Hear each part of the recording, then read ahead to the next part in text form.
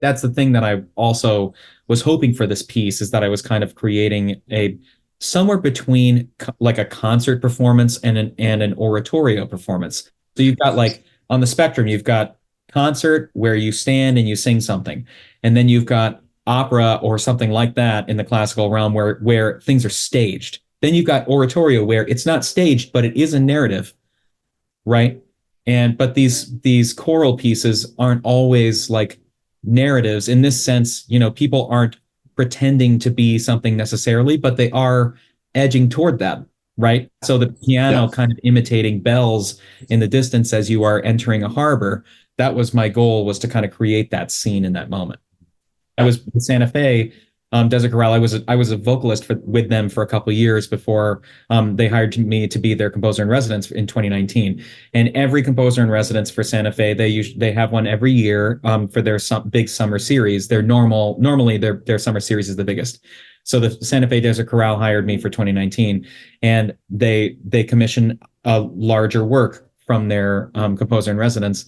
But that year they were looking for kind of a celebration of local and regional artists, and that included poets and writers. And I came across Francisco's work, and in particular, I came across Canto, which is the title of the original title of the poem.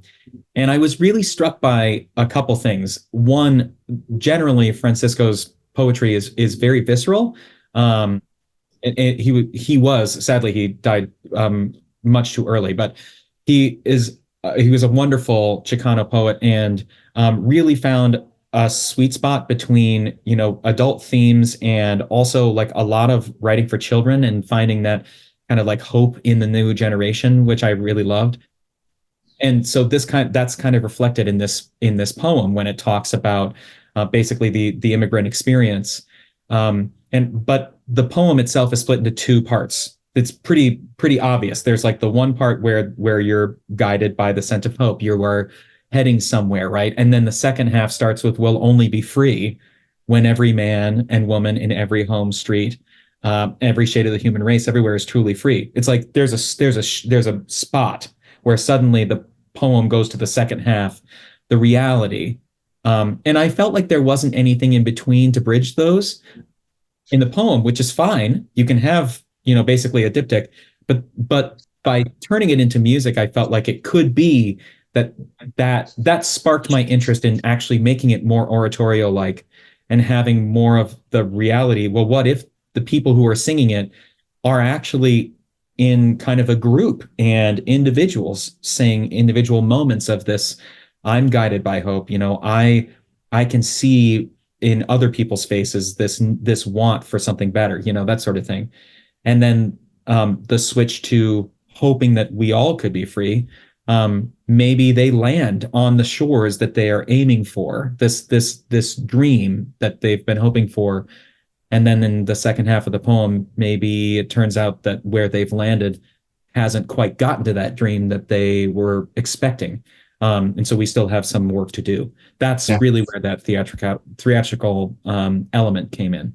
The wind, like many aspects of nature, have many different sides to them, and the wind can be the beautiful breeze on your face, on the coast, or it can be a hurricane where you do not want to be nearby. Like it's anything in between. But for this piece in particular, it's the dream or the hope that is a scent on the wind. Right, actually from the very beginning, guided by the scent of hope. The thought being that it is in the breeze, this feeling that you can't sit still, that you have to move forward. This piece and some of the others that I've written recently, part of that is my own personal accepting of, how like I am a, white heterosexual man in America. Many people like me have made it near impossible for other people who look different than me to be considered an equal human in comparison to each other. And I think that in one of those, in that situation, that was part of my hope with this piece, was to get to know what it's like in a little way to be an immigrant, to experience what it's like to maybe have hopes for a better day for yourself and your family and your friends and anyone you might love, or let's say maybe anyone. And the realization that that might not actually be available to you, even though it was maybe touted to you that way, right?